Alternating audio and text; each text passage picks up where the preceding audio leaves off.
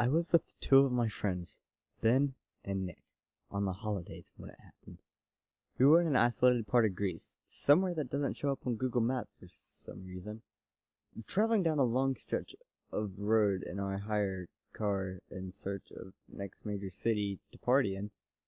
After initially planning on driving through the night, we accepted that we had lost our way and it was getting too dark to continue, so we pulled over into a gas station for directions on where we could stay.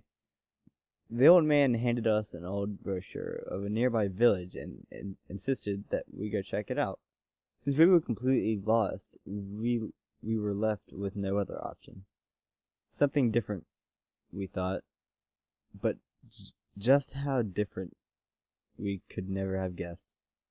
As we took the next turn and ventured into the headlight-lit darkness, the only form of lodging out there was in remote cabins, separated far apart from each other for privacy, we guessed. The self-contained cabin had a bathroom, kitchen, queen bed, and a single bed. All that we needed for one night. Nick won the rock off for the single bed, so Ben and I would be sharing. Nick snores anyways, so I was cool with that.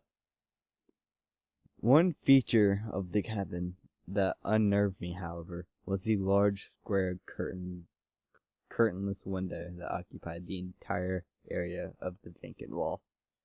It bothered me especially now because night had fallen and the light was inside. So it acted as a sort of two-way mirror. Anyone wearing black could easily look through without being noticed. We made plans to go out that night to the village bar, have some drinks, tell stories, and see where the night takes us. We discussed that would leave the key under the rock in front of the porch, and if we were to split up, whoever came home first would leave the door open for the others to get in. Why don't you just say it louder so everyone can hear where we hide it? Ben joked. To which Nick found the pleasure in yelling at the top of his lungs. Luckily, our cabin was isolated out here, and there was no one close by. I thought that to myself as we drove off. It was a surprisingly fun night at the bar. We had plenty of shots and a local drink, Azu, until the bar staff informed us that we had drunk their stocks dry. It was cheap, though, in Greece. The next thing I knew, it was late. The bar was closing, and we had lost Ben. He must have left without us. Though, I don't remember him telling us he was leaving, I thought, slightly concerned by him acting out of character, so we left without him, taking the car.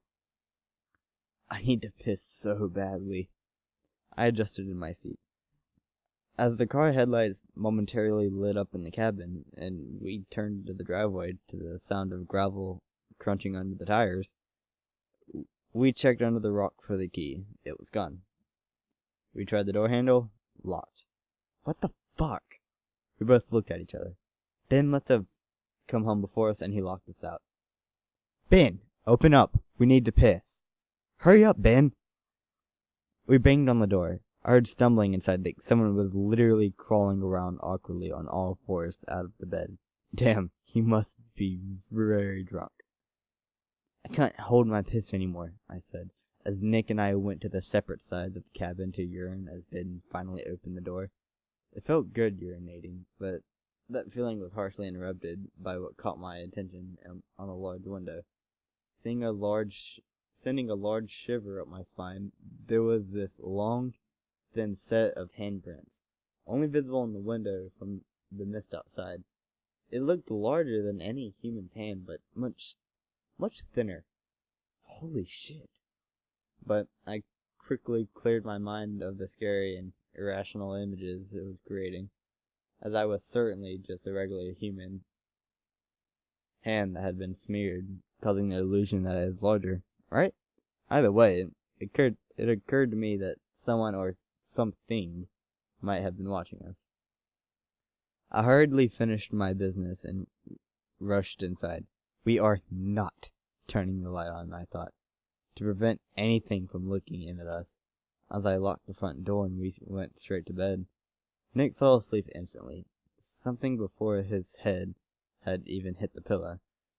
And after a few minutes of tolerating Nick's inconsistent snore, my drooping eyes fell weary, so I closed them. As soon as they shut, I couldn't help but get the burning feeling that Ben's eyes had opened suddenly and were staring straight at me, menacingly. My body rose in temperature and my heart beat quicker as I sensed this. As if Ben was holding his breath, vision fixated on me angrily through the darkness. Sorry if we hadn't gone home with him. Jeez, why would he be so angry? After a few minutes of calming myself from this irrational fear, I drifted off to sleep.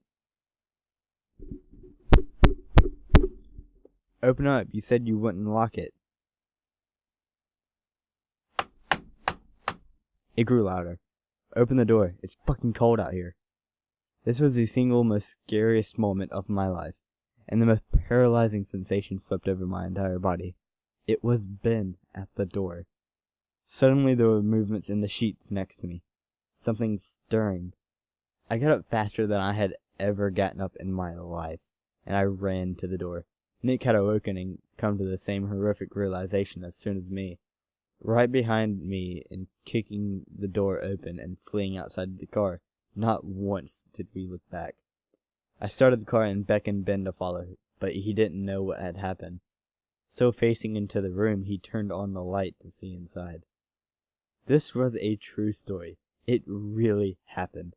You can ask Nick if you don't believe me, but I wouldn't ask Ben. He doesn't say much anymore after the incident, and whenever questioned about what he saw that night, his face turns pale and expressionless, and he will immediately shut the nearest curtain.